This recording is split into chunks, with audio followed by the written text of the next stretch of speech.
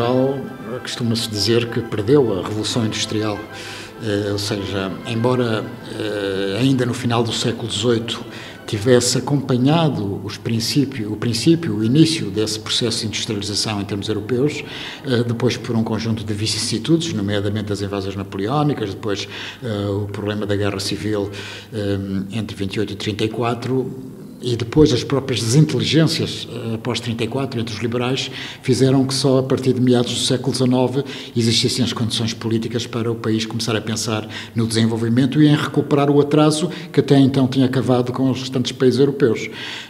E por isso a nossa metalurgia estava atrasada, não tínhamos capacidade ainda para construir pontes, por isso é que estas pontes ferroviárias, não apenas a Maria Pia, mas outras foram encomendadas através de concurso a empresas francesas, belgas, etc.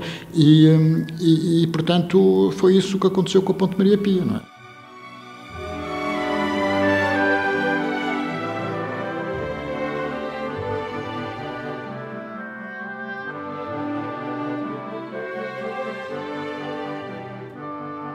Há aqui um problema inicial que nós não podemos considerar como de autoria dos autores da ponte, que é a definição do nível, do sítio, do alinhamento da ponte. O caminho de ferro chega numa cota baixa à aproximação à Gaia e começa a subir em costa porque sabe que tem que fazer a travessia do Douro numa cota alta. É a única hipótese porque se o caminho de ferro chegasse e a ponte se construísse uma cota baixa, como é que subia depois à zona de Campanhão, onde estavam as ligações depois para o Douro e para o Minho? Estavam todas na cota alta. Também há outra condição. A ponte não pode pousar na água. Isso é uma regra básica neste sítio. Por causa das correntes, não é? Mas principalmente na hora do temporal, em que vêm massas de água brutais pelo rio abaixo e como se dá aqui um estrangulamento, a água passa em grande velocidade e qualquer suporte de ponte instalada no leito do rio seria rapidamente destruída pela velocidade das águas do rio. E, portanto, essa é uma outra condição. A extensão do arco, a altura. O que é que havia que resolver? O problema técnico de construir o arco, construir o tabuleiro e montar a máquina. Não é? Esta é, digamos, o pressuposto do concurso. Todos concorrem. E agora, de facto, a questão do preço é um elemento-chave, porque a empresa concebeu uma solução que, do ponto de vista construtivo, domina bem e que, do ponto de vista depois da estratégia de material, pode operar a custos mais baixos do que os concorrentes, que provavelmente não se aproximaram do problema, digamos assim. Este é um dado. Mas, do meu ponto de vista, uma das coisas que mais influenciou na escolha deste projeto, que durante muito tempo foi um verdadeiro mistério, é a questão estética.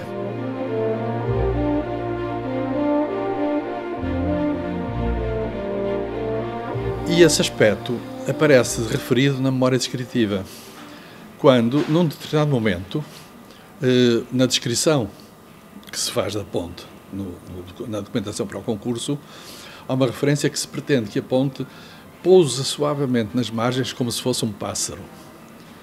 Que é uma imagem que é muito bonita e que entusiasma os nossos engenheiros, que acham que isto é realmente uma imagem fantástica. E, portanto, é um conjunto de fatores que, por um lado, valorizam a solução, do ponto de vista económico, mas também a valorizam do ponto de vista estético. E o Porto fica a ganhar também um pouco com isso.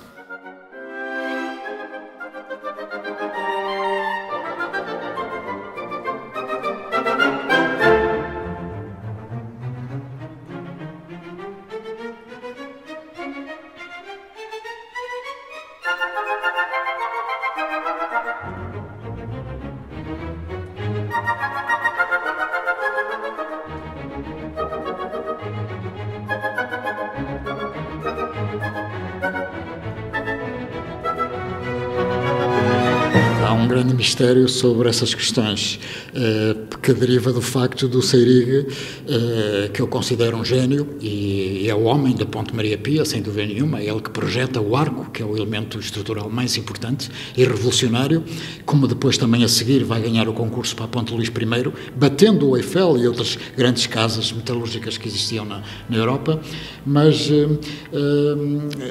no arquivo que está em Paris, da Quai d'Orsay, que está ao fundo do Eiffel, há algumas referências, de facto, há algumas desinteligências que o Seyrig teve com o Eiffel.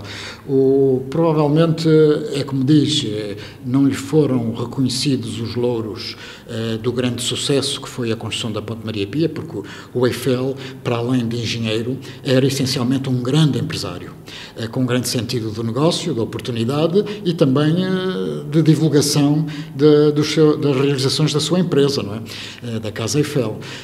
E por isso o Seyrig, neste contexto, aparecia num segundo plano, que provavelmente não era justo, e também porque o Seyrig tinha, como disse, o capital era o acionista principal, e o Seyrig, que é uma figura enigmática, conhece pouco do Seyrig e conhece pouco da obra do Seyrig, e por isso, muitas vezes, e ainda hoje, e durante muito tempo, a Ponte Maria Pia é atribuída ao Eiffel, quando, na realidade, ela é construída pela Casa Eiffel, mas é projetada pelo sócio, então, do Eiffel, o Théophile Seyrig. E durante muito tempo, em Portugal, tudo o que era estrutura metálica era atribuído ao Eiffel. Não é? Havia as coisas mais inacreditáveis que eram porque o Eiffel, de facto, foi até hoje, não é? É um nome conhecido mundialmente, não é? Enquanto que o Seyrig não.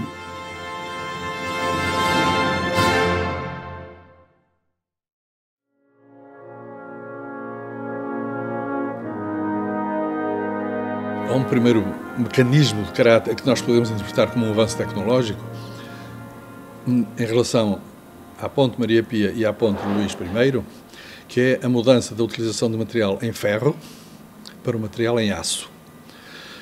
Isso significa que as indústrias ligadas à metalurgia no Porto estão capazes de responder a esta nova exigência.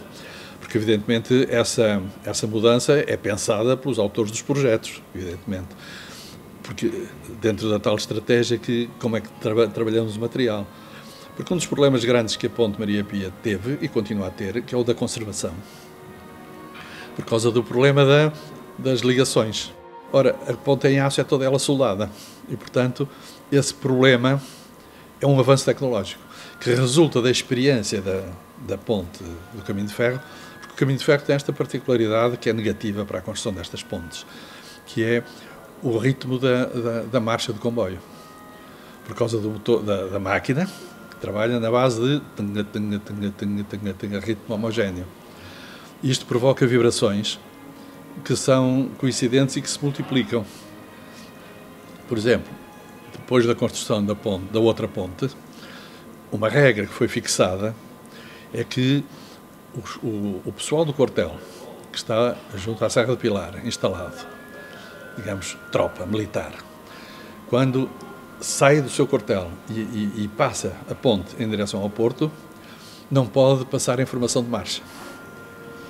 Porque a batida do pé de cada soldado numa extensão grande em simultâneo provoca um grau de vibração semelhante à que a Maria Pia produzia quando o comboio fazia tunga, tunga, tunga, tunga.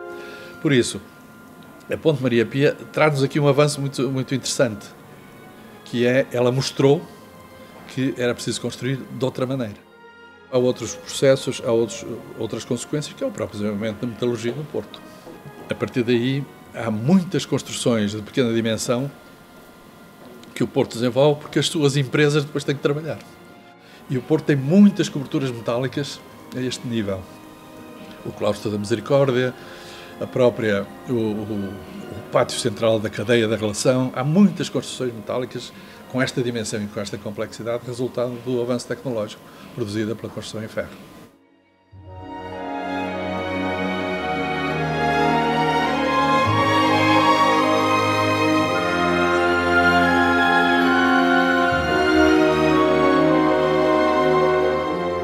Eu costumava dizer que foram 8 pontes que o Eiffel construiu nesta região, tudo caminho de ferro.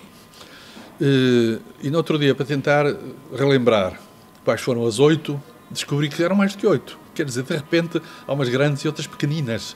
Há muita construção que o Eiffel manteve a sua máquina, digamos assim, a produzir pontos em Portugal. Inclusivamente uma já mais para o sul, mas a maioria é aqui nesta região, Minho e Douro.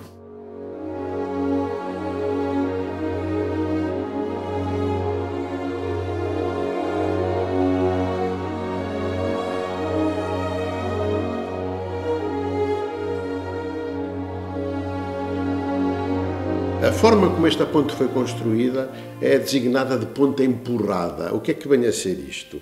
É uma ponte que é uma tecnologia que começa a ser usada no final do século XIX e princípio do século XX, sobretudo em pontes metálicas, de traçado em planta reta, digamos assim.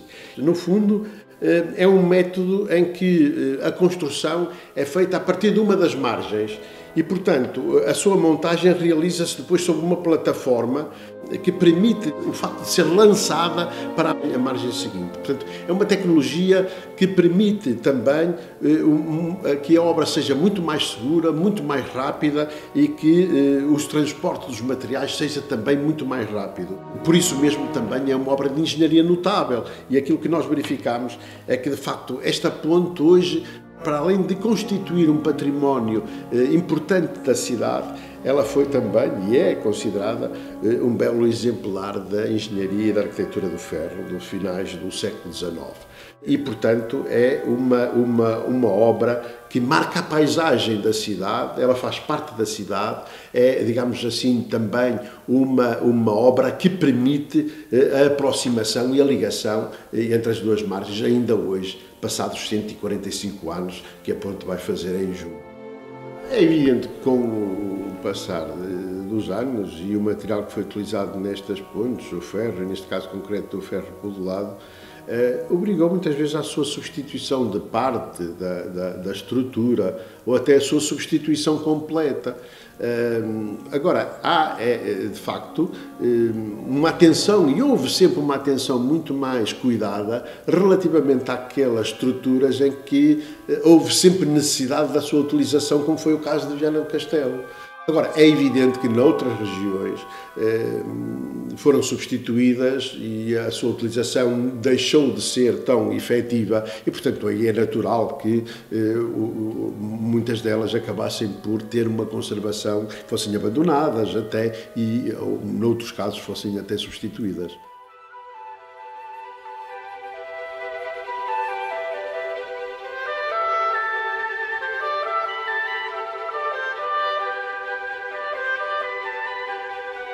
Apesar de toda esta importância que é reconhecida nacional e internacionalmente, todo mundo conhece a Ponte de Maria Pia, e quando digo todo mundo, é mesmo todo mundo, porque abre-se um livro publicado em qualquer parte da arquitetura do ferro e o exemplo que lá vem é a Ponte de Maria Pia.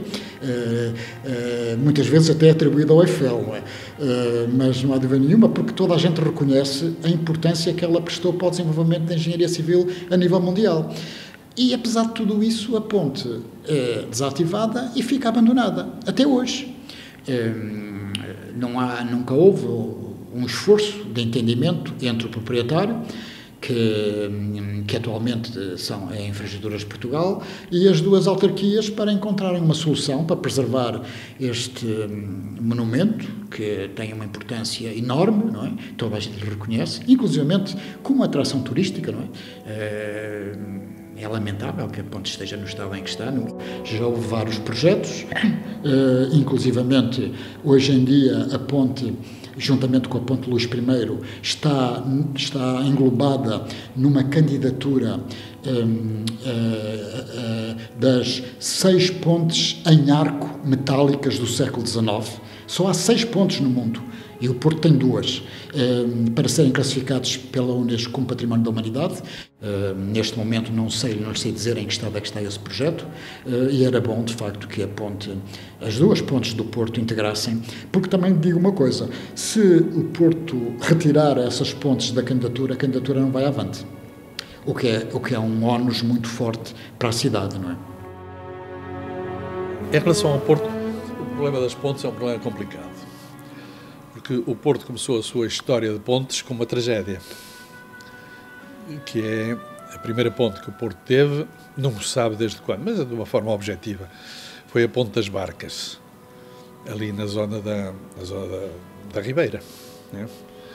E a Ponte das Barcas foi construída em 1806 e em 1809, na segunda invasão francesa, houve o desastre em que a ponte afundou e morreram milhares de pessoas na ponte, né? E, portanto, o que parecia ser o princípio da ligação Norte-Sul, Porto-Gaia, que era extraordinariamente importante por causa da organização da vida portuária, não é? Com armazéns de vinho de um lado, estaleiros de conservação e manutenção de barcos do lado de Gaia, descarga e movimento comercial do lado do Porto, a passagem para um lado para o outro era constante, não é? E as pessoas só podiam ir no barquinho porque não havia pontes, não é? Portanto, o problema das pontes é um problema de ligação poderosíssimo, importantíssimo no Porto, enquanto relação entre Porto e Gaia. Situação que hoje está, que evoluiu de uma forma positiva.